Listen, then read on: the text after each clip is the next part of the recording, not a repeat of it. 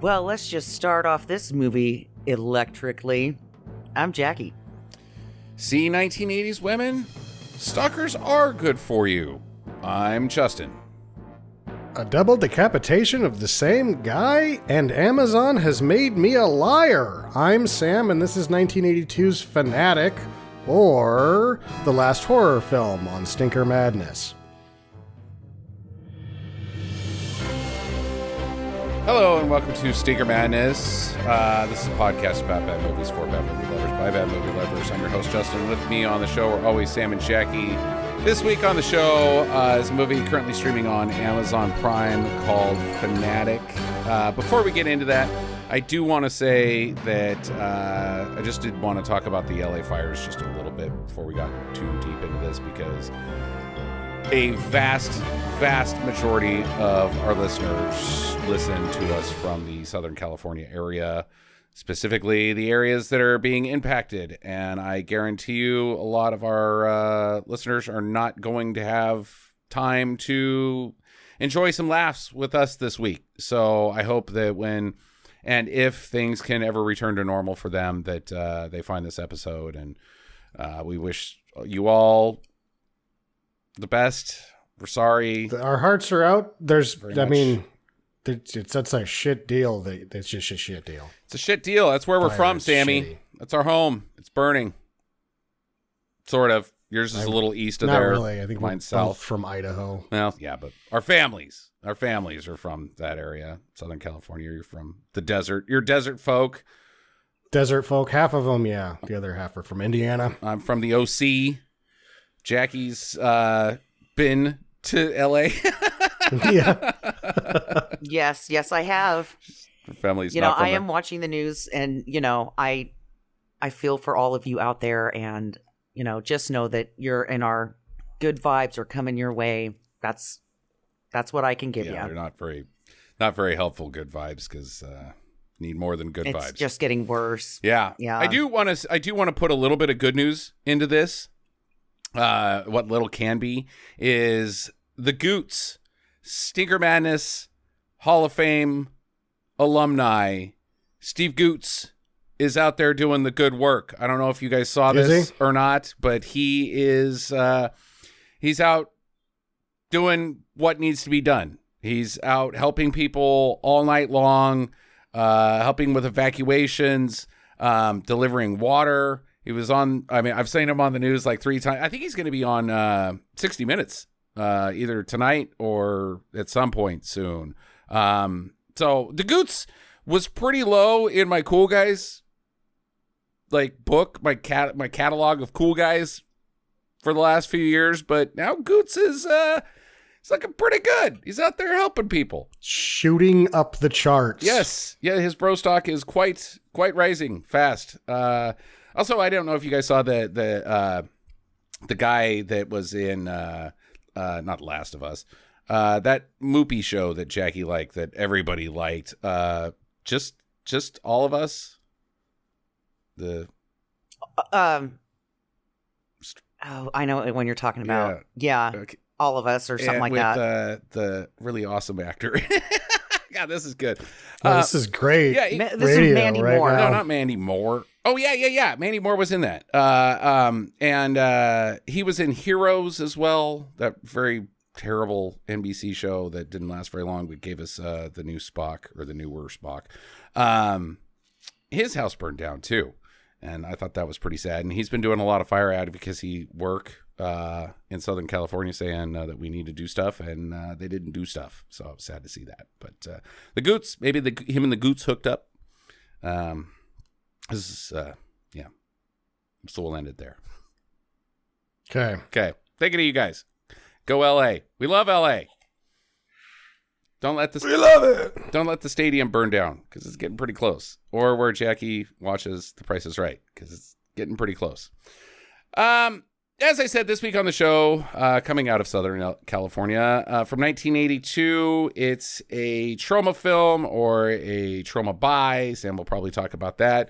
Directed by David Winter, Hall of Fame, Stinker Madness director David Winter, from some such episodes as Killer Workout, or Robicide, and Deadly Prey, and probably some other ones. Space Mutiny. What else? Lots. Did we do Space Mutiny? I don't think we ever did Space Mutiny. I don't know why. It's got Rebby in it. You got to have Rebby. You got to do all the Rebby. Yeah, he didn't actually direct that. No. But I'll save that for when we do Space Mutiny. Yeah.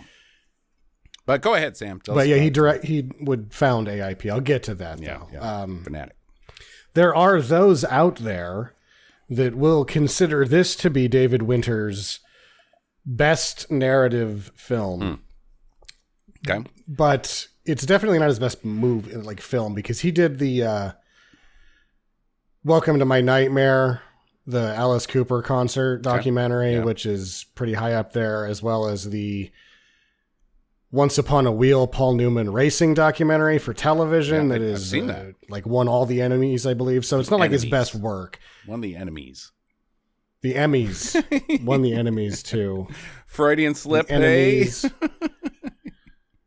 We present this award, the Enemy of Crap Award, to Once Upon a Wheel for being not crap. Is the stern enemy of crap. You're making enemies, David Winter, with doo-doo. Yep. Here's your trophy. But then you turned around and made this. Yeah, right. But again, I mean, there's some weird things happening in this, and it is not without merit. Really, after this, it wasn't too long after he made this and a string of other movies where he decided to found Action International Pictures and hire David A. Pryor and basically produce most of those, not really direct them. Mm-hmm. And we get all of those gems from David Winters as a producer because of his frustrations with having to make films that aren't his. And he was like, fuck it, I'll make the film. I'll make the pictures. Mm-hmm. So, this film will thank the various organizational bodies of the Cannes Film Festival, as well as the municipality of Cannes, for not arresting them. Okay. In the credits, it's like, thanks, and it's at the very end. I watched all the credits on this one. One, because I had to make sure on the fucking music that I'll get to in a bit. Okay. But it has a long list of the various bodies at the Cannes Film Festival and the various municipalities, including the airport, like a special thanks to. And it's for not arresting them because they did not permit any of this. They didn't ask for fucking permission. Chris Christopherson. Yes, appears in this film. Karen Black. Yep, Karen Black. Isabel Adjani. Kathy Lee Crosby. Kathy Lee Crosby is fucking blazed in her red carpet shot. I don't know who she is. I don't know if you guys noticed that. She was the blonde one that was just fucking blazed. She was That's Incredible. Oh, okay. She was the co-host of that. Yeah, she had somebody helping her to stand up. She was fucked and to get up. through. I was like, what is wrong with that lady? Because I didn't recognize her right away. But yeah, now that you say it, Sam, I'm like, why would the host of That's Incredible be going to Cannes? She did movies. Really? She did other stuff. Okay. Yeah, and she was in. So we all remember that it was what's her face was Wonder Woman. Linda. They did Linda a really shitty made-for-TV movie the year or two before that, and they had her as in like a full suit, which also sucks. Uh-huh. But she was Wonder Woman, the spy Wonder Woman. Okay. If we can get a hold of that piece of shit, we down. should probably do that movie. So that's who Kathy Lee Crosby is a future fucking episode if we can find that. Okay. Sister to Denise Crosby. No, Mother? I don't think so. Just terrible actresses. Yeah, That's Incredible. That's all you got to remember. Yep. What's weird is this movie has this whole thing about like horrors being big mm-hmm. and the rise of the slasher, and that it's 1981 in Cannes when they're shooting this. This will come out in 1982, and he makes this sort of like outlandish prediction that his star, Carolyn Munro, we'll talk about in a minute, is going to win the first best actress won by a female lead in a horror movie, which actually happens in 1981 because Isabel Adjani would win for Possession, which is really fucking crazy. Mm-hmm. Yeah, so that happened. Okay. Joe Spinell, this is one of his few leads. He's usually a character actor, and for whatever reason, he would get leads as a slasher. His last lead was a slasher in The Undertaker, which was lost for a long period of time, but finally re-released. very recently. And then 2 years prior to this, him and hold on. Munro. When they found the Undertaker, did they hear a really loud bell ring? Dong. You know what's weird is that Kathy Lee Crosby was actually one of the announcers for WrestleMania 2. Oh, nice. Yeah. Just keep bringing me back to this lady who's only in one shot and completely blazed. Hey, man, we can always circle back to wrestling, right? Yeah. Yeah, we can. Spinell looks a little bit like Paul Bearer. He does look a little bit like Paul Bearer. You're absolutely right. Yeah. Yep. So anyway, like he started in The Godfather. He has a huge following for a character actor who had very few leads, but his leads are like this and Maniac, which was 2 years before this, that Catherine Munro is also the co-lead in, has obviously a very large following. Tragically, he died at 52 in 1989, and he didn't die a very Hollywood way. He slipped and fell in the shower, and he was a hemophiliac, and he cut himself pretty bad. And he just sat down and took a nap. Fell asleep from it and didn't call for help, and he bled out. That sucks. It does suck. I'm not going to sing a lot of praises about this movie, sadly. But I thought, he did not fit in the usual fare that we deal with, especially this type of movie. Dude had some scenes that were probably really hard to film and required an actor rather than somebody who looks good on camera or looks crazy on camera or has huge cans or whatever. He had to act in this, and I respect the shit out of what he did here. A lot of people consider this to be by far and away his best performance. Sure. Because of how much shit he had to do. Yeah. I mean, it's not just like that, the joke where you the laugh, the cry or whatever. You've got insanity, crippling depression, dancing around in lingerie and trying to be convincing when you're a fat, ugly guy. Yeah. I mean, he's having to run a real gamut here, and he pulls it off. Carolyn Munro, who's the co-lead in Maniac, that's also the co-lead in this, is sort of dwindling her career at this point. She's going to do some horror movies and things like that, but she was at one point pretty big, pretty high. She was the pilot, assassin, right-hand bad lady, and so she's a Bond girl in The Spy Who Loved Me. Okay. A couple of her other B movies have garnered a cult following as well, with Captain Kronos Vampire Hunter and The Golden Voyage of Sinbad now receiving ex post facto. These are pretty fun to watch. Yeah, we might want to look at that one. I had to kind of start in the middle of watching this movie, fucking start going, who the fuck is doing this music? Because it's what the fuck is going on with this music? Like a guy on keys like Charlie Band did the music. This is a band. This is a group that did multiple songs for this movie. It is not. Okay. Multiple groups doing a single song for this movie? The two guys that I guess David Winters, because the thing is David Winters knows fucking everybody, right? He just knows everybody. The guy dated Linda Lovelace. Sure. He makes no sense when it comes down to it. David Winters knows fucking everybody. So, these guys are just rounder studio musicians for compositions and television mostly. Jeff Cause and Jesse Frederick. Jesse Frederick would go on to write all the themes for TGIF. Like, this guy wakes up, puts on his pants, and fucking lays down some catchy shit. He wrote Too Many Cooks? Nice. Never seen Too Many Cooks? Too Many Cooks. You've never seen Too Many Cooks?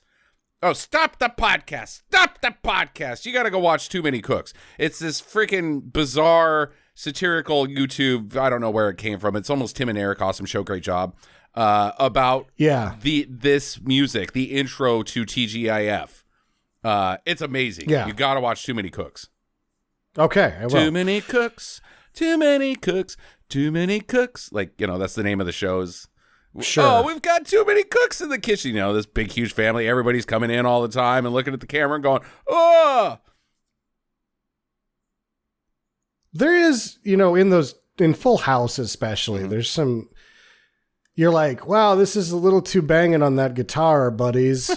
But And that's what you got here is they have a full license to just fucking, okay, go ahead and be a rock band, you two guys. And they fucking get to it. They did 7 tracks. And what's also fun is that these songs are written to fit narratively on what's happening in the movie. And they're fucking bangers. Like, relatively speaking. This is not like, oh, I'm going to go out and get this album and hey, listen to these bangers. But like, if you consider that they're written to fit the narrative of a film, these are bangers. Sure. These are like Looker, the theme song to the movie Looker bangers in that respect. And there's 7 of them instead of just the one. And beyond that, there was J.D. Souther, who wrote all the hits for the Eagles, and Linda Ronstadt did one of the tracks. And then Photographic by Depeche Mode is in here. So it is fucking music in this movie was crazy good. I was like, what is going on? But so those are the guys that did that. That's probably one things that I did notice is that I didn't really make fun of the music like I usually do with something like this, or like catch on to like a theme song in the music and like hum it when we get to the podcast, because I'm like, yeah, it's stuck in my head. Yeah. Yeah. No, there's a lot of things that don't fit in this very budget movie that couldn't even afford to get permits. Yeah. Doesn't make sense. Yeah, it's like, what was that? The Man from Hong Kong had those 2 hits by Jigsaw or whatever. Yeah. In there. It's like, they're like that kind of, what the fuck is going on here? Oh, You Blow It Sky High. Yeah. I love that song. Yeah. Yeah. Yep. This that we watched today is the Troma didn't have this the whole time. It was originally, this is the quote unquote original. So in 2009, Troma found 2 VHS copies that put the movie back together, because after it was released, the gore and the nudity for the limited theatrical release was cut down considerably, which would make it not very long, because this thing's fucking 87 minutes to begin with. Correct. So they probably had to cut it down to like 80 minutes to get all that shit out of there. Yeah, exactly. So they reduced that considerably, but then in 2009 for the DVD, Troma found enough VHS copies to, or at least 2, to put it back together the way that it was originally released, and then put it out on DVD in 2009. And that is the copy that, if you watched it on Prime, that is the copy that they have on Prime. It's the Troma release. The Troma DVD release. Troma tried in 2015 to do an upgraded Blu-ray release, and I think they did, but everybody that got it's like, your copies of this are seriously heavily damaged. Yeah. At which point Severin Films decides to try to find this thing. Okay. And they did, and they found it in France, and they found a 35 millimeter print. So in 2023, and this isn't streaming because they want to make their money back off of it. So if you enjoyed this movie, there is a full 4K restoration available for $24 on Severin Films' website. It's going to be the same version of the movie as this. It's just going to look and sound very good. Yeah, this does not look good. This looks like a VHS transfer. And quite possibly because you see an Aeroflex camera in shot. Yeah. They probably used that Aeroflex camera to shoot some of this movie. There's a very good chance that the Severin version is an actual 16:9 version and not this is a 4:3 VHS copy, as good as Troma could do. They did a good job considering they put 2 VHSs together and made a decent enough DVD of it. Yeah. So, and that is the history of this film. Okay. Jackie, want to speak to anything before we get involved in this? Did you like any of the, you cannot say Chris Christopherson, any of the characters, the booby ladies, any of that stuff? No, I didn't. You know, I'm just going to say there was really no one to look at. Okay. Well, there's lots for me. Other than the topless ladies. There was a shitload. I mean, but you don't look at their faces, Sam, when they're showing their boobs. You're like, how good are those fakes? And then some of them were so bad that I'm like, oh my God, those look like concrete. Yeah. No, there were some bad bolt-ons here. Yeah. I mean, early 80s. Ugh, docs. Yeah. You know, and I wanted to be impressed by all the boobs in this movie, but some of them I was concerned. Yeah. For public health, like I'm pretty sure that those boobs don't, like in the first scene, let's just talk about this. Yes. That opening shot, there's a lady doing some weird shit in a hot tub. Mm-hmm. She's like putting her leg up in the air. She's bench pressing herself. She's naked. Her boobs are floating around. And then she gets electrocuted. And this is the first set of boobs that I'm like, oh my God, public service announcement. You should get those checked out. Because she's supposed to be electrocuted and she's shaking pretty good in the hot tub. And those boobs are not moving. They're not. They're going to explode out of her chest. They've reached critical mass for what you can fit in a boob that's on her. Yeah, it was scary. I'm not a huge fan of the fake boobs. In fact, I don't like them really at all, even modern fake boobs. But I will say, those late 70s and early 80s women are like, that got fake boobs are like the Mary Curies of bolt-ons. Because they really took one for the team. Like, yeah, they did. You can put these weird looking things on me, and eventually maybe methods and science will make them not look so gross.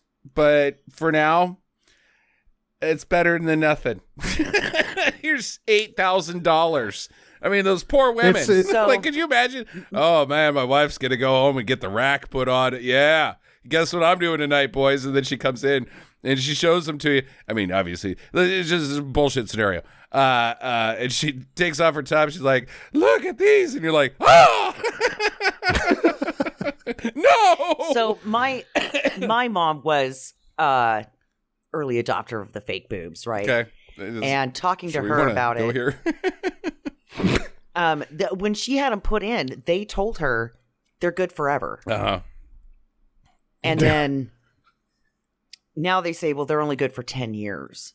That's a lot different than forever. That is a significant amount of time difference. So after 20 years, they finally told her that she had to have them redone.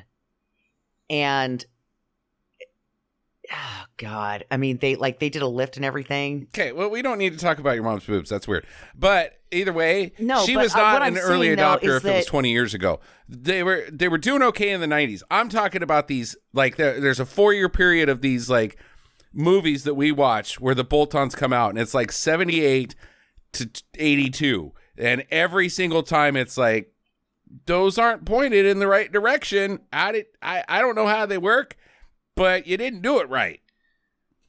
It's like they just put some billiard balls in there. And then, like, one got stuffed too far in, and then the other one got stuffed too far up, and then they super glued them in that position. I don't know how you shouldn't, like, the gravity make them just centralized? Isn't that how gravity works? That it goes towards the low, the some Newtonian law that makes bowling balls suck to the core of the earth, but instead they're like, well, when you spend most of your day on your back, they're gonna point wonky. Oh, come on, man! Oh, come on! Oh, yeah. That and that you have the first practitioners of this surgery are going to be fucking crazy bozos. That guy that did Joker's They're like, surgery. okay, we've come up with a way to make any woman that wants huge tits can now have them. And the rest of the medical profession is like, Jesus fucking Christ. And they turn to the side and they say, look what I have to work with. And then the lady smashes the mirror and wanders off into the alleyway laughing to herself. Because she's now nutso. Because she's, God. My boobies.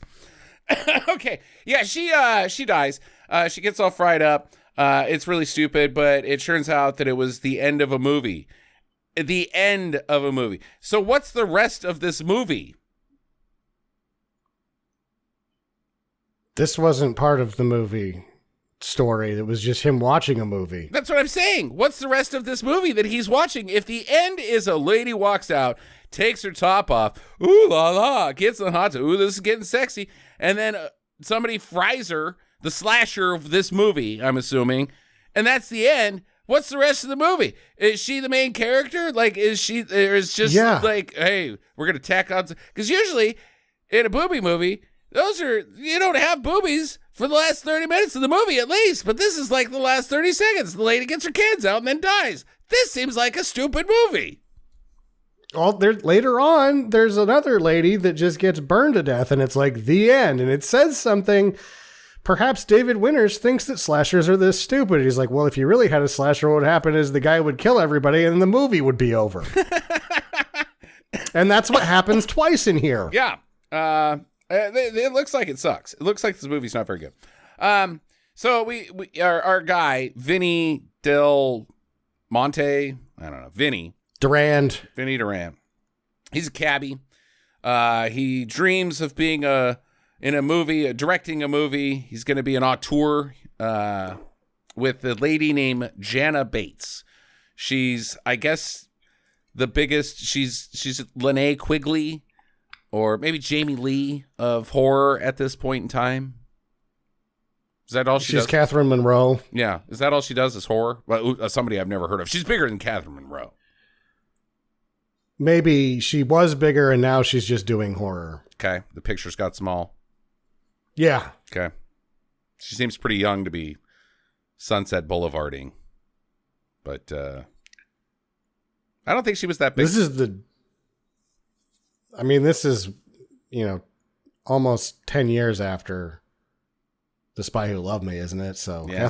Catherine Munro herself has been kicking around for a while before this movie. Yeah, I don't think she was Tawny Katane. She's Tawny Katane out throughout this whole movie. So he dreams of directing her and winning an Oscar, and he goes home to his mom, and he's like, "I've got tickets to Cannes. I'm gonna go there. I'm gonna make it a picture." And his mom is like, "Here's some bread. Goodbye." It's so weird. Baked macaroni. Baked macaroni. Okay. Thanks, Mom. Goodbye. You should stay home with Mom. You don't need to have big dreams. What's wrong with being a cabbie? I'm going to be a great director, Ma. Okay, goodbye. It's hilarious. And this is played by Joe Spinell's actual mother. Oh, really? Yes. I loved her. She was one of my favorite characters. Yep. She's a hoot. Could have gone for more Mom. Real lot.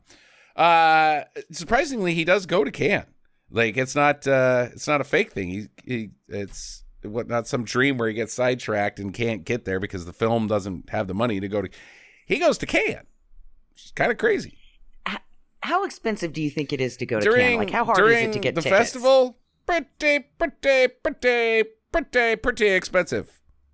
I mean, also, it's like, we don't have comparisons to that beach in the U.S. Like, we don't have beaches that nice here. Yeah, this is French Riviera. On a normal day, it's too expensive for us. Mm-hmm. That weekend, we're not going to make it. Yeah. In some of those shots, it looked like the Carlton had its own section of beach. Of course. Yeah. And just their guests could go to that beach. And I thought, you know what? That's pretty rad. Yeah. I imagine that at this point in time, a night to stay there would probably be $600 or $700, which is out of range for most of us on vacation. Then it would be. One day, Justin, I'm going to stay at a really fancy hotel for one night. $500 to $600. You will be in trouble when you get home. Because I'm not going. I can't afford to go, Sam. Are you kidding? I'm not going. Two of us. My God, man. Yeah, I mean, let's be realistic here. Well, wait, hold on. Do they have just topless women walking around that have these boobs? Because maybe I could make some exceptions. Yeah. We could go just stay the night there, right? Get there super early, have them check our bags, go out to the beach, and then just boob sightsee all day. Right. Do you suppose that this is what Cannes is like now? Is it the can of cans? Is there just cans? You haven't heard about the boat parties? I assume, fine, boat. You're in international waters. You can just wander around the beach, with the knockers out. There's a shot of like a child taking a photo of a great rack. I'm not going to lie. Real good boobs. And it's like a 4-year-old kid just staring at tits. Well, there's a lot of journalism happening that this is the most heavily concentrated human trafficking event on the planet. Really? In terms of, yes. Like, what's the angle? Like, there's just topless ladies. So if you're like super hot and you want to get big and you get paid like X amount to do whatever they tell you on these boats. Okay. Like, come out, we'll take some photos and we'll make you have famous. sex with people. It's not photos. That's the money that's behind the movies. It's the big money. And there's a lot of prostitution happening that week. Top tip, ladies, don't go on a boat into international waters with strange men who have authority over you. Don't do that. So, step 1, don't do that. Step 2, guys that are evil, fuck off. I mean, that's going to happen. If I tell them, hey, stop being evil, they're going to, no, just fuck off. Just fuck off. They're not going to fuck off either, but at least I get to have, feel good for a second by telling them to fuck off. Yeah. Moms, quit letting your sons be assholes. Dads, quit letting your sons. I don't know. Those guys are bad guys. Real bad guys. Gotta get fucking rid of those guys. I mean, we kind of did, but not enough. And there's some fucking, there's some Weinstein in this movie too. Oh yeah. Which I thought was interesting. Weinstein's probably like learning the introductory moves from these boat parties. Yeah, right. He's still only level 1 in this scenario. So Vinny, our boy, he gets a lift from this dude that's got an amazing bitchin' fucking vet. Pretty much the coolest Corvette I think I've ever seen. Yeah, this car was impressive. There's the one in Action USA, which I think beats the one in Corvette Summer, even though that one's really fucking cool and still exists. But I'm not kidding. This is not like a character thing at all. But if I could get my hands on a fucking long nose Corvette Stingray, I would easily, like, if it needed a paint job, this is what I would paint it. 100% I would be this dickhead. And it would be fucking awesome. Oh, yeah. It's the coolest. It's really fucking cool. And it would be actually a pretty easy paint job to mask off and do. It's like, it's just an American flag stripe, but it's not the American flag. It's just fucking cool. I loved it. And it's in fucking cans. So who the fuck got that Corvette there? Like, obviously not the movie. They found the Corvette there. And we're like, can we put your Corvette in the movie? Yeah. And so they did. But who the fuck would own this Corvette in France? It's wild. You know? It's a short list of people that could pull it off. Yeah. Right? Guys either got... Hendrick. Yeah. That's one guy who could do it. I don't think he would, though. Right. Okay. That guy's... Tex is kind of cool. And then he just kind of disappears for most of the movie. He shows up periodically throughout the movie. Then they have a jury selection room scene. And this movie sucks. It's the other one that Sam was talking about that has the burnt face lady. But it's also like the United Nations.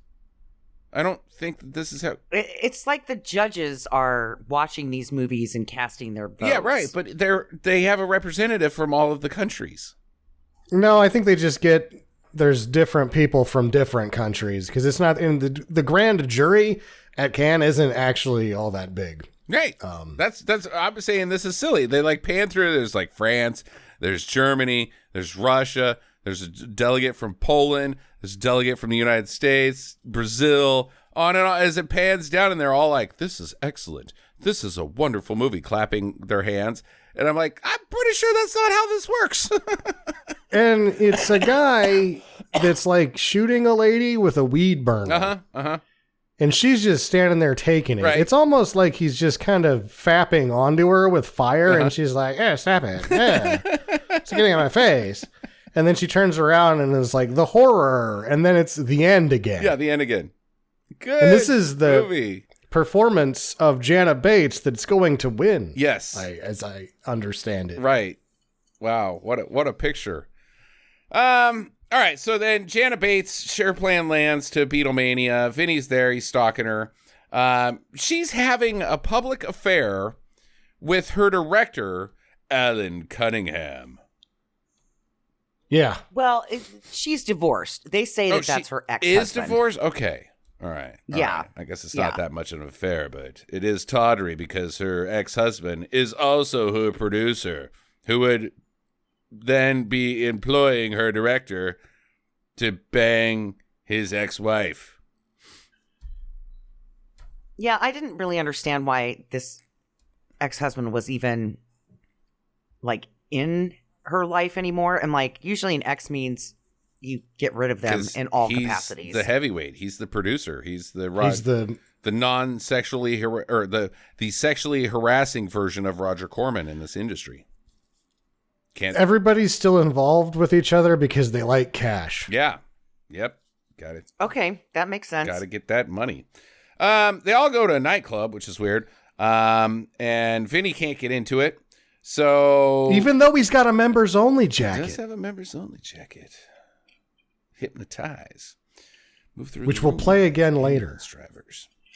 So the members only jacket does not get you immediate admission to the club if you are a schlub. Yes. However, later it will do something. Okay. The film rapidly descends into Taxi Driver. Like, rapidly. And even with the shout out earlier, the news report about President Reagan's assassination attempt by Gordon B. Hinckley. John Hinckley Jr. And a little mention of Taxi Driver itself with the Jodie Foster thing. He then is rejected by society for being a schlub. He goes back to his room, does the whole mirror thing. Are you making a movie? No, I'm making a movie. You take. He was in Taxi Driver. He was. Kidding me. Yeah. Wow. How about that? Joe Spinell was in that movie. How about that? Because, I mean, that's pretty much what the rest of the picture is until the twist. Oops. Kind of. It's descending into madness as society rejects him and he blames everybody but himself. That he's the one that is not the problem. But on screen presentation, it's sort of like Taxi Driver had a love child with Hollywood Boulevard. Yeah. Oh, totally. Yeah. It's the movie version of the Hollywood industry version of Taxi Driver instead of I'm going to be a tough guy. And then there was the whole movie aspect of Taxi Driver. I mean, Travis Bickle is obsessed with film too. I mean, it's just a little too similar for my taste. Like it's a little cloney instead of a little homage-y. Okay. So he dresses up as a famous director and he gets into the club because he brought a camera. The camera gets you in. Yeah. Members only jacket won't. The camera straight will. in. Zoom. Nothing really happens there though. It's just weird. So he calls Jana's room and Alan Cunningham. I'm Alan Cunningham. He answers the phone. No, you can't talk to Jana. Are you kidding me? Fuck off. And so he's rejected. And so he gets mad. And then he sends her flowers to her room and a note that says, I'm going to make, I can't, what it says, this is your last horror film. This is your last horror movie. Yeah. The secondary title of this movie. And she's like, huh. The primary title of this movie. It's Fanatic's not the primary? No, Fanatic was added. Huh. Why? There's a shot at the very beginning that says the last horror film on the side of a film can, and that was a diegetic credit sequence. So who tacked that on? Troma? I don't know. Well, too close to no, because Troma didn't do anything except assemble. Whoever did the first VHS copy called it that. Well, the last horror film is a far superior title than Fanatic. Yep. So that's a bummer. Somebody made a bad call. If you get the new one, it's called The Last Horror Film. Okay, that's what it should be called. Yes, the cough is still there. But getting better. Damn. So, where are we? Flowers in the note. He sends a bottle of champagne and the same note to the producer, Mr. Bates, And Mr. Bates takes this as a threat because this is the last horror picture show you're ever going to make.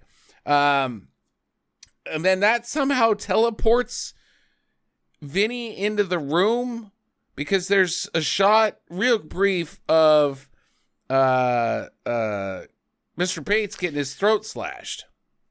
Yeah, so we never actually see Vinny in the room, and I knew it because I was like, how does this work? I went back. Uh-huh. It's a shadowy figure in the room. Okay. And also, do you know what Bates died from?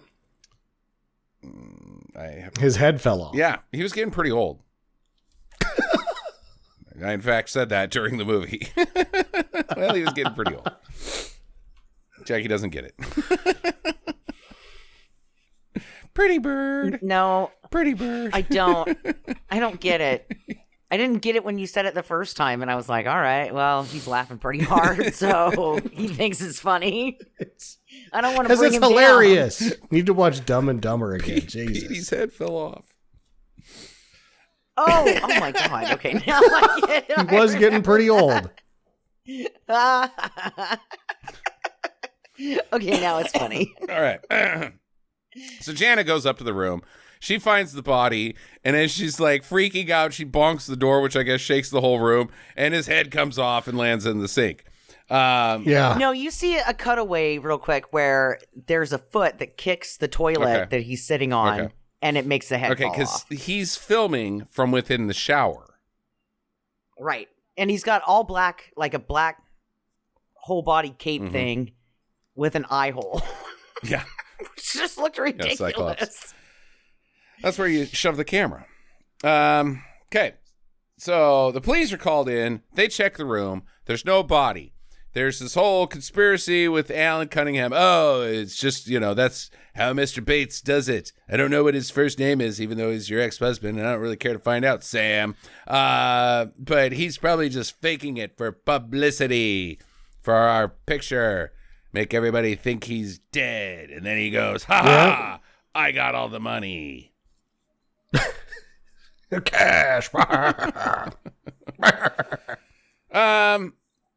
So she's like, okay, well, I'll stick around, I guess. I guess I didn't see a guy's head come off, Yeah, like, who doesn't just even if you just say, okay, I might have been mistaken, just to get out of the situation, like, you don't go back on something like that. Like, you walk away from the cops because you don't want to seem like you need to be committed. But to your friends, you're like, no, fuck that shit. That guy is dead. And we need to be careful. Or is that just me? In the context of this movie, you're wrong. But, yeah, I think you go to the cops and say, no, motherfucker, dude's head came off. Like, like it landed in the sink. I've got bloody head water that splashed onto me. Can you do some forensic shit with that? Like, get the little Dexter scraper and send it to the lab, wherever the fuck that is. You even have labs in here, France. Oh shit, I'm in France. Yeah, they're like the French authorities at that point are like, this lady's more fucked up than Kathy Lee Crosby. Yeah. Can you send it to the CSI? And they're like, what is that, madame?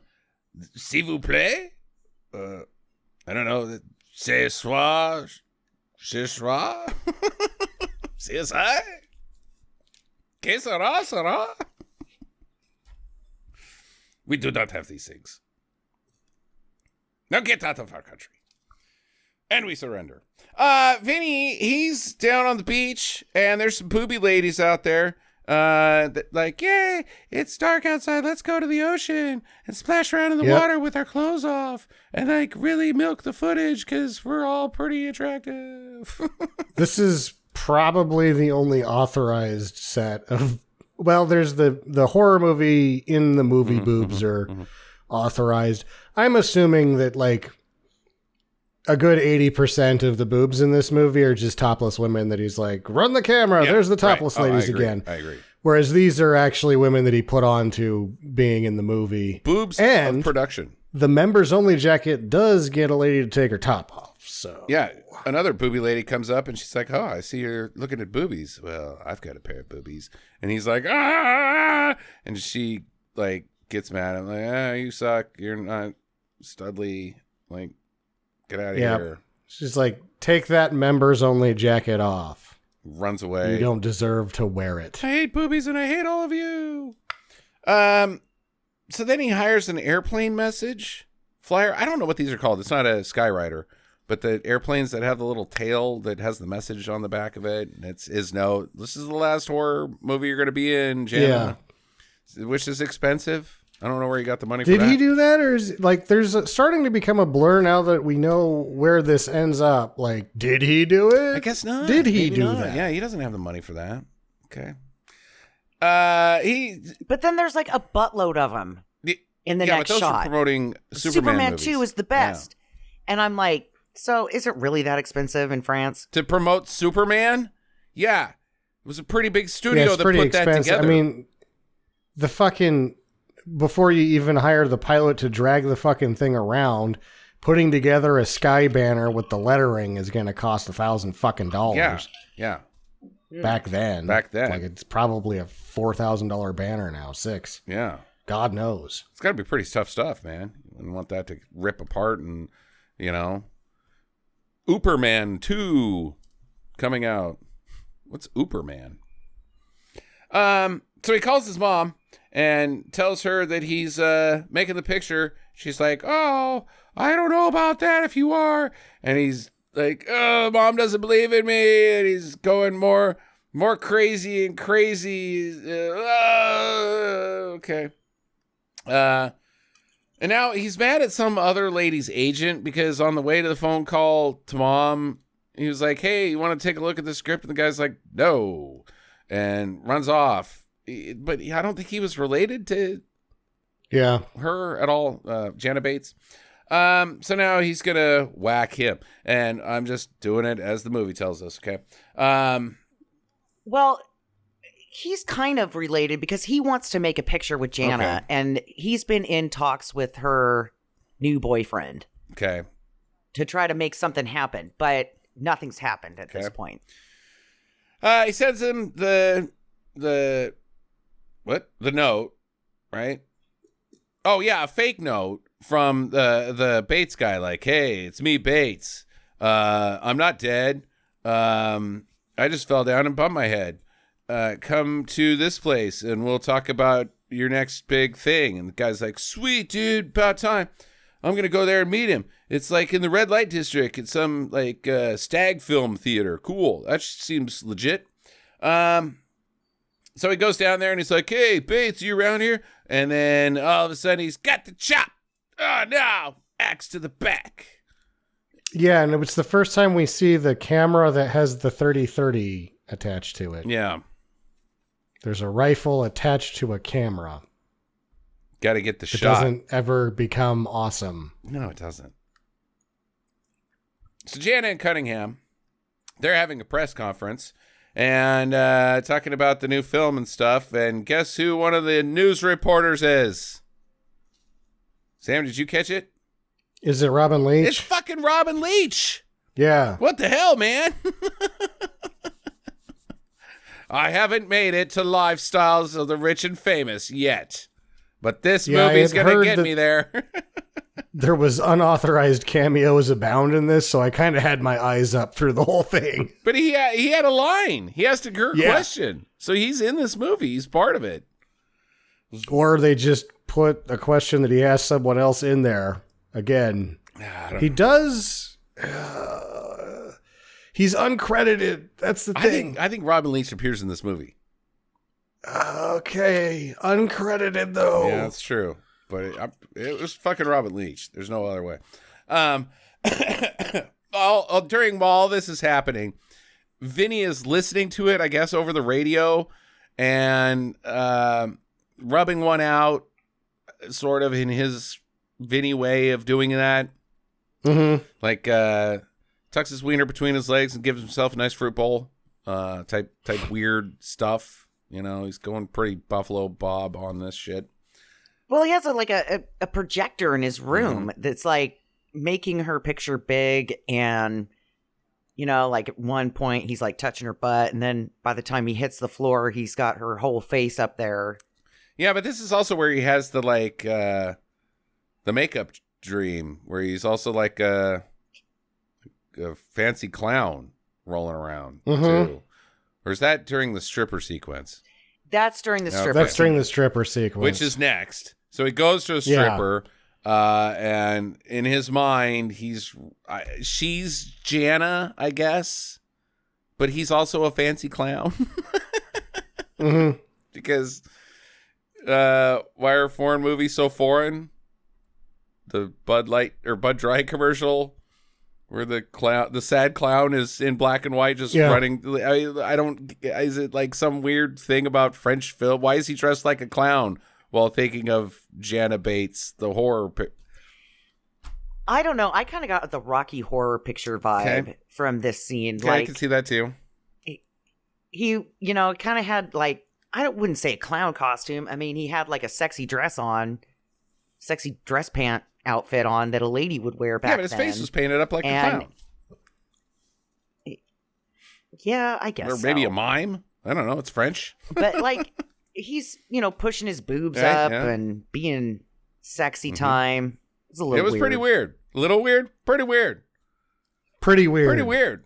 And so he dives on top of this stripper and is like, "Mommy, mommy." And then two guys pull him off, and he does not get his ass kicked. No, it's funny because he gets partially bounced. Like, that was egregious. He's screaming Jana. Yeah, I get that, Jackie, but you put a hand on a cheek in America, you're going to get your ass kicked out in the alleyway. He put his whole face into her crotch. And they just kind of said, "Hey, why don't you just watch the show from back here, pal?" They were dragging him out, and then I guess he was just all tuckered and he went limp, and they're like, this guy's not a problem anymore. I guess. Whatever. I don't care if you... French bouncers. Yeah. Whatever. Of course you can assault our women. You don't do that shit here, man. Not that I would know. So he goes to another really shitty horror movie, but at the beginning of this one, like, it's some bum lady cutting a dude's chest open and pulling his heart out. Yeah. And he's like, "That's too much," while I stuff popcorn on my face, and he barfs. As we're talking about it, the twist sort of works better as I'm thinking back over the top of it. So he's watching a new slasher, and it's too gross, and so he barfs and he hates it. Yeah, but he yells at David Winters, because this is David Winters' movie that's in, and David Winters is playing a fictionalized version of himself here. Okay. And he's like, "Your movie is gross." Blah. Yeah, he yells at him, says, "You shouldn't be allowed to make those types of movies." Okay. Yeah. Okay, so the body of that agent that got the chop earlier, it's been found. And some folks are like, "Is there a murder on the streets of Cannes? Should we call it a day? Let's go back to where we come from. France kind of blows anyways." Okay. I don't know, Sam. Do you ever have any ambition to go to France? Yeah. Okay, good story, guys. Yeah, anyway, so hold on. Are we at the part where they go... We're not back to the hotel with her yet, right? No, not yet. Okay, so folks are leaving. Guess Vinny doesn't like that because one of the ladies that isn't... that this is the director's sweetheart, but she hasn't done anything to Vinny. She's just like, "We should get the fuck out of here. There's a serial killer." And the whole movie, there's been a checklist sequence where there's some film reel, and whoever's editing the film is scraping circles around the people that they're going to kill, or drawing a line through their necks, or just getting mad and ripping it all up. She's next. And so is he. Yeah. But it's going to be a 2-for-1 special. But it doesn't make, like, what did she do? She just wanted to go home. And he's like, "Not on my watch, bitch." So he takes her, the director dude takes her to this tower, like, "You're going to have one hell of a night. she's like, I don't want to go out really. I just want to go away from this place, this whole city and country.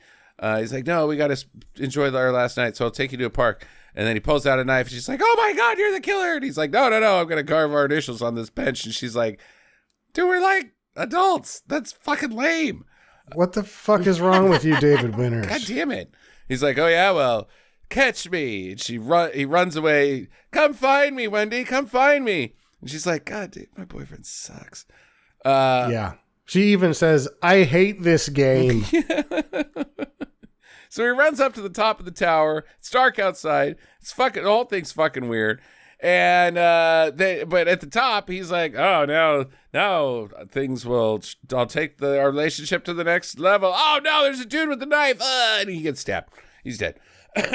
So she comes upstairs. She finds him, and she's like, oh, no. And then a gun fires. Way too much damage to a head for the size of the gun. Yeah.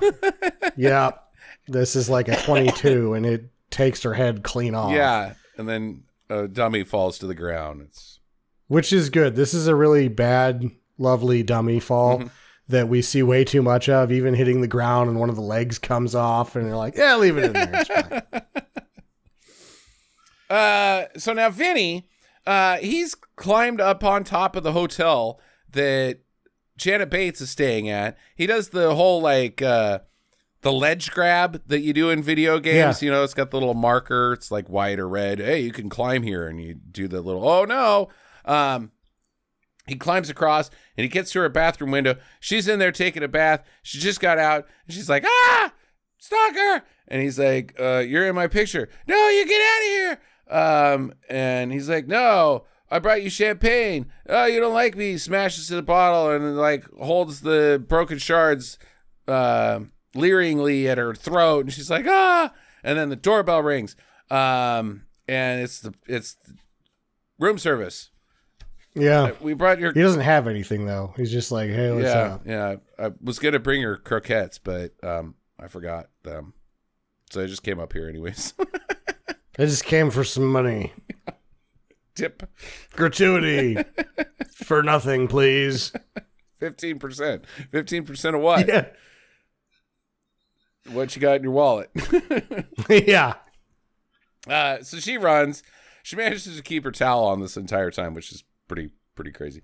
He chases after her. They run through the lobby, and there's a crowd down there, and they applaud because they think that it's also another publicity stunt for her next horror movie. Wow, Jana Bates, horror picture lady, in a towel, chased by Paul Giamatti. Crazy. Yeah. Didn't know he was working yet at this point in time. So they just applaud, and then he freaks out. He's like, the applause, because he's picturing himself as a director again. I don't know, whatever. She runs down the street to Alec Cunningham, and he's like, oh, cool. Let's just take you back to the hotel. You're manic. That's where she just ran from. Yeah. You dumbass. Yeah, you must have some of that lady mania. You're just... you're on your period? Is that what it is? This is 1982. Have you been riding a bicycle? Oh my God. Your uterus must be upside down from all that bicycle riding. Just get you laying back down. You took a flight to space, didn't you? Your uterus is up in your head now. It's detached itself and is now just wandering through your body going, oh, I'm your uterus. God damn it. I knew I shouldn't have let you leave the hotel room. It's dangerous taking you on a plane. You're lucky I allow that to happen. Your uterus. Someday I think that uterus is going to come out and murder me. I'll deserve it. Okay, so he takes her back to the motel. Nice. She doesn't put up an argument because it's 1982. He promises to take her away tomorrow, and so they get up and they take the Porsche to a chateau out in the country. A castle. Get it right. It's called Chateau de Perry or something. But they call it a castle. Yeah. It's a nice place. I don't. Chateau, castle, tomato. It's a place I'm gonna move to when I move out of my parents' house. But Vinny follows him, and he's in there at night. He's filming. The doors are unlocked. He can just sneak in and out, but then he starts talking to himself, and there's guards. They hear him, and they're like, "God, get him! He's got a gun that he carries around like a film camera." Because he doesn't have a gun. He's got a camera. The camera's a gun. It's a camera gun. What do you think? Yeah. So, some guy that owns the place gets shot. Yeah, the dude. Yeah, the music He's fucking guy. David Geffen. He's the record producer, right? He just did fucking Deep Purple's newest track. And he gets shot in the head. Like, he tackles Vinny, and the guards are like, "Fire at, well, I don't know, it's dark out. Just start shooting." They shoot their boss. It's a really weird instance of collateral damage in one of these slasher films. Because, like, he's not on anybody's hit list. He's seriously just collateral damage. And like, yep, that guy's dead. Let's not worry ourselves with that too much. We'll just get back to the rest of this movie. And so they fucking bail in the morning. What happened to Gary? Don't worry about that. I'm sure he's fine. Yeah, he's fine. Yeah. So Vinny, he's going to finish his masterpiece tonight. He really liked this chateau castle, and that's where he's going to set the final scene. Jana and Alan, they go to the film awards for Cannes. That's where we see all the celebrities. Yes. And he's hired a double that looks nothing like her. Oh, God, this double was so sad. I missed that she was the double. Yeah, dude, they had the same outfits on. She had her hair done the same. How could you not have seen that? He goes out and she's standing backstage. Like, that's somehow safer than being in the audience where everyone can fucking see you, which doesn't work out in a minute. I don't get that at all, because she's the next presenter. If she was just out on stage and then she walks off the stage and then it's the next presenter, that doesn't make any goddamn sense. It seems to me that what's really going on here is that Ellen Cunningham is a total dipshit. Okay. Because it doesn't work. No, it does not work. He's like, "I got a double." "Okay, what's that mean?" And he's like, "Can I get a three-way later?" Yeah, right. That's all the angle he has here. So they're just about to call her on stage. Vinny walks up to her, chloroforms her, and carries her to his car and drives away, leaving a trail of clues the whole time. And they're like, "And now to present the award for best short live action cartoon, Norma, Jana Bates." Yeah. Paigey. And she's gone. Jana Bates. Folks. How is this going to work? Like, everybody looks over and she's like, "I'm not really her. She was back there." And they're like, "We've already got her over there. That's her double." And they're like, "That's not how doubles work, you fucking idiots." And Alan Cunningham's and going. And then Alan Cummings like, "And twins.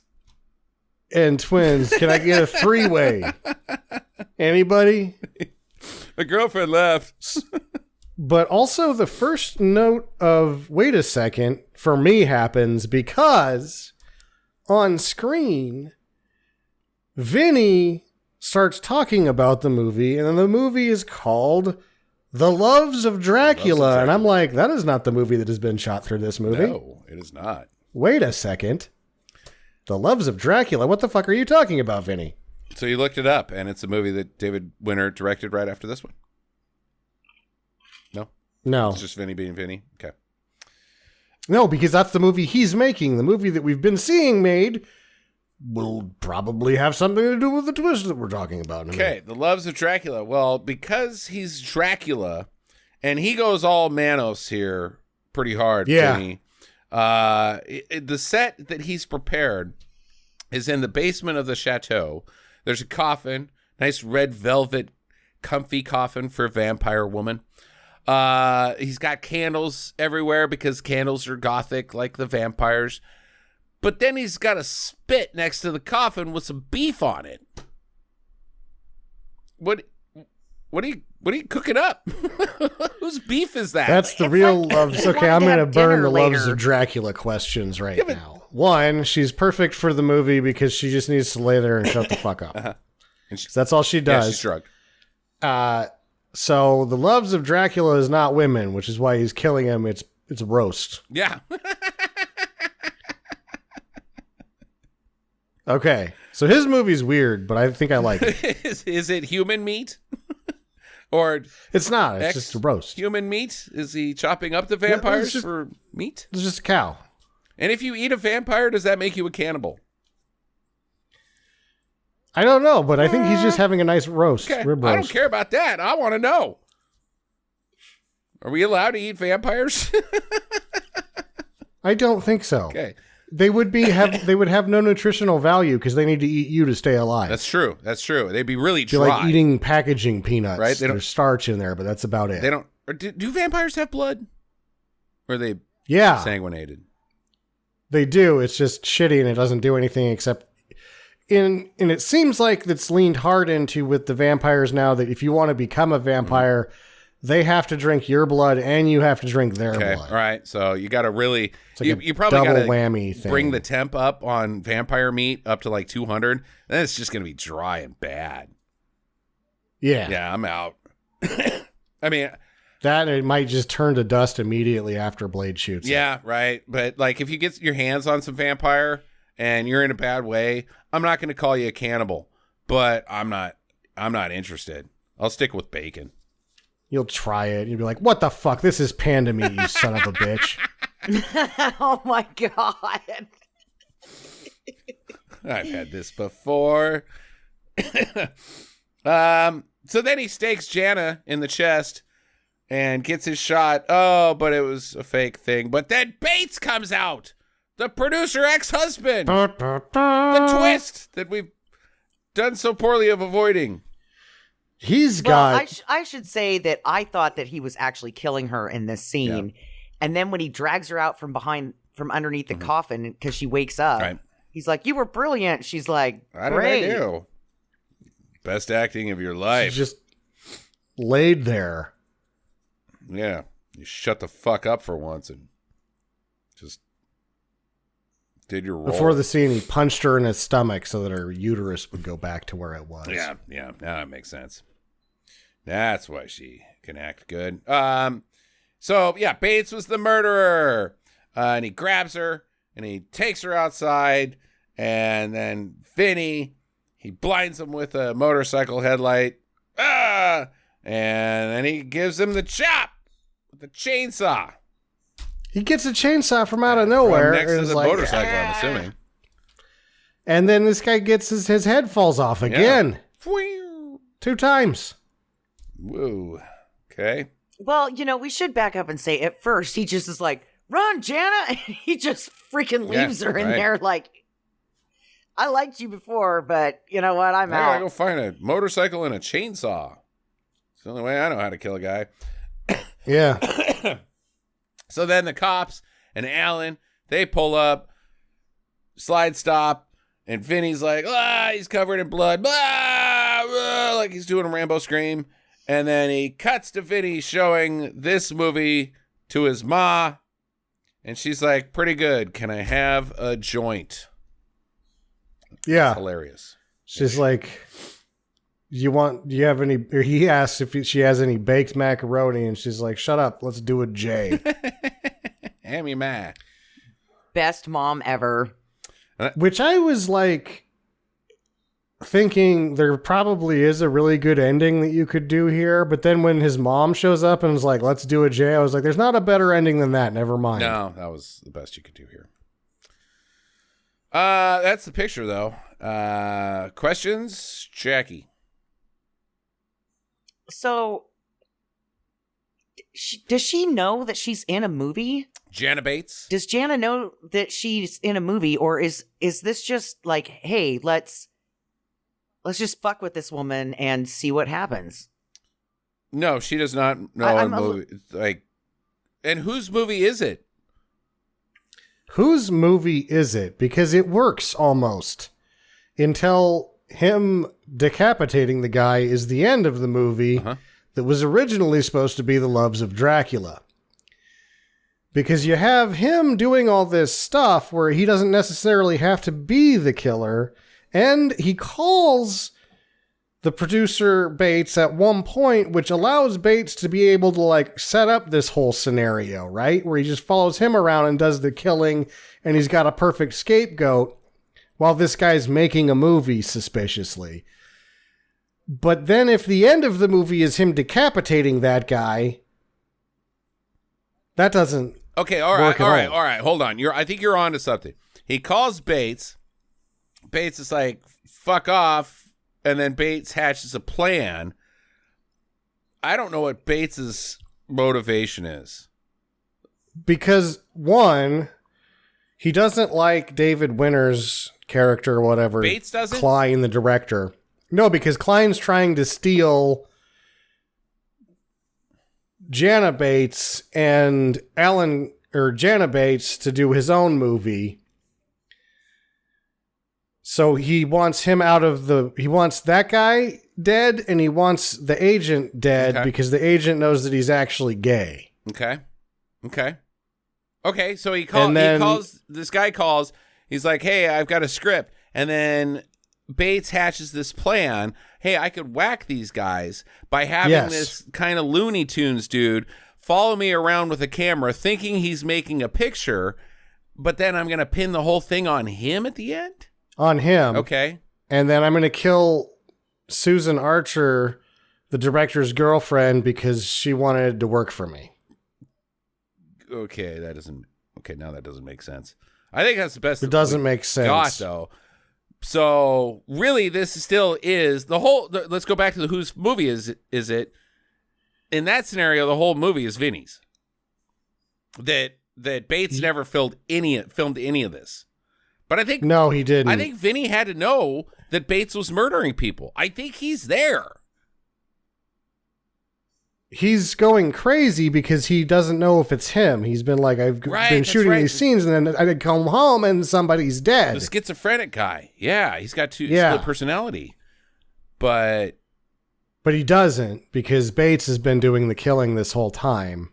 Right. And it works kind of there's one scene where Vinny's shooting, but then you see the gun camera for the first time, and you're like, but what's this gun camera about? Because this whole time he's been shadowing him with the gun camera, because maybe he's like, okay, well, if things go south on me, I can shoot my way out. And get the shot.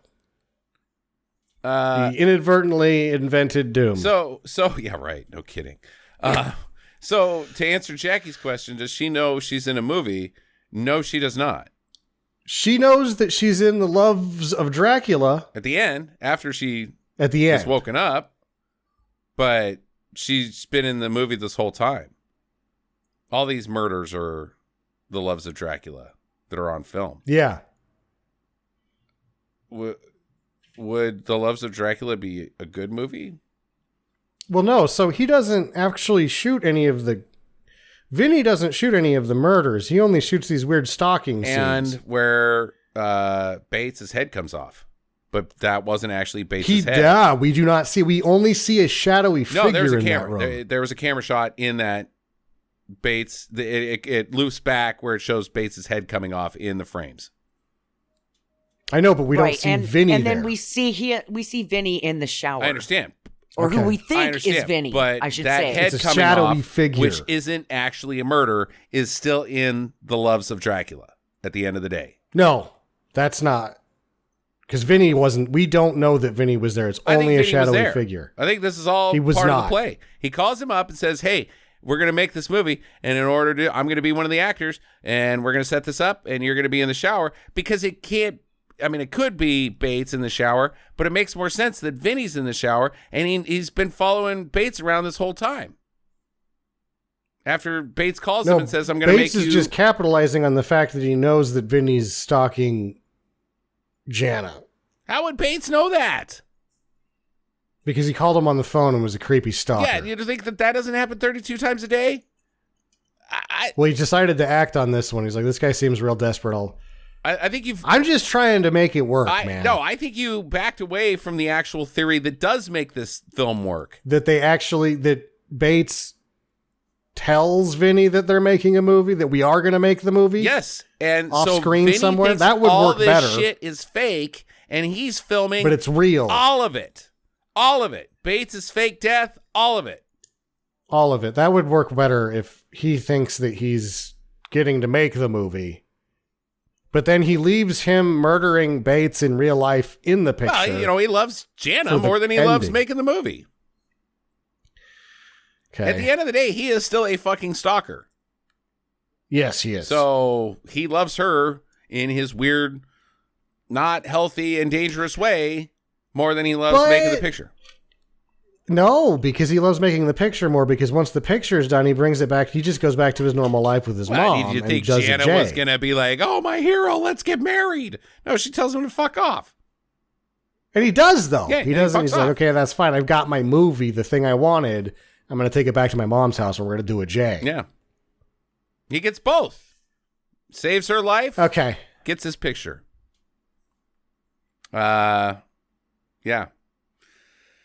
I don't know. I think that's the best theory that we can come up with. I don't think the movie did a good job of. I think that's, would have worked a little better. So I have the real question. What is baked macaroni? It's probably like baked ziti. Ziti's very macaroni-esque. It's casserole. I actually have the answer to this question, because it's done in the movie that really it's just macaroni after you get baked with your mom. Oh my God. Hey, Ma. What are you having for dinner? Baked macaroni. Yeah. I don't have any questions. Was it funny? I guess. It's listed as a comedy horror. Is it funny? No. No, it's not funny. It shouldn't be listed as a comedy horror. No. There's really just 2 jokes in it. And both of them come out of his mom's mouth. And they're bookend. So, no, it's not funny at any point. Is it icky? Jackie? A little. I think it's pretty icky. Like, I don't really care for the content at all. Made me feel icky inside. Yeah. Look, I don't like Taxi Driver. I don't like watching Taxi Driver. Yeah. It's icky. I've never seen Taxi Driver. You're allowed to watch Taxi Driver. It's not The Deer Hunter where I'm saving you from something. Well, thank you, sir. It's not, you're not going to like feel good. It is, but at the same time, it pulls that punch at the end that it's not even really as bad as that. No. Because it's bookend with Ma. You gotta have your Ma, I guess. Which leads me to final recommendations. I'll start with me.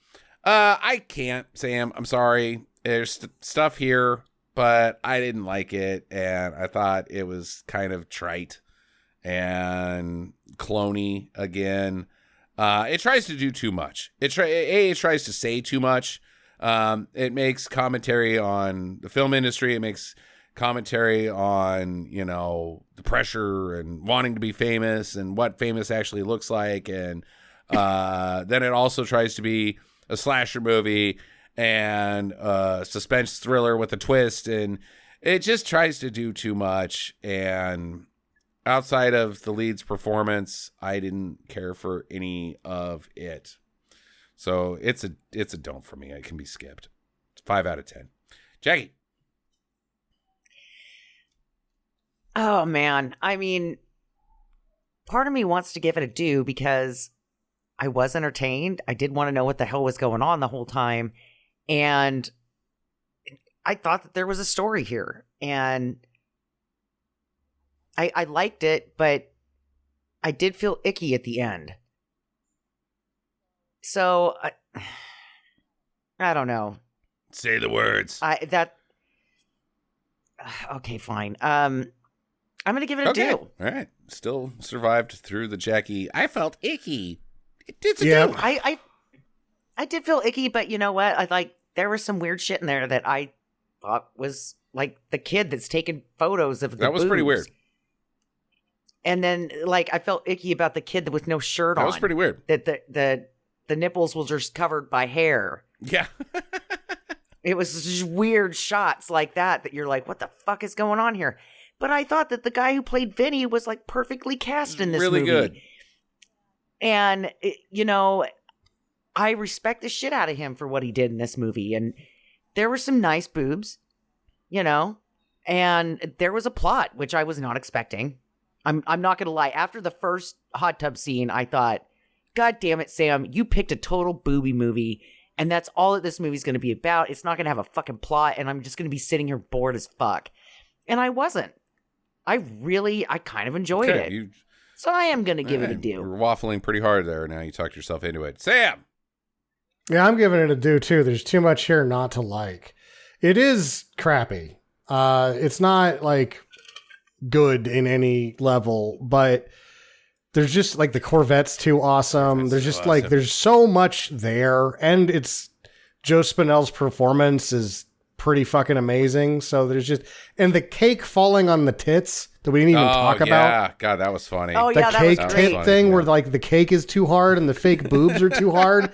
And it was like an unstoppable force and an unmovable object where like these two rock items hit each other on camera. And you're like, they don't budge and it's cake and tits. They both should budge. I've got two juggernauts. That's what I call them. They're the jugs or nuts.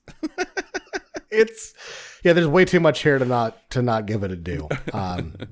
So I'm giving it a do. All right, there you go. I've been defeated. 2 out of 3 Stinker Madness hosts say it's a do. However, I write the review on the website, so suck it. Next week on the show, it's Jackie's pick. We are going to be watching a movie called Supervised on Tubi. Okay. Sounds dangerous. Have a great week, everybody. Stay safe out there, and get to the chopper.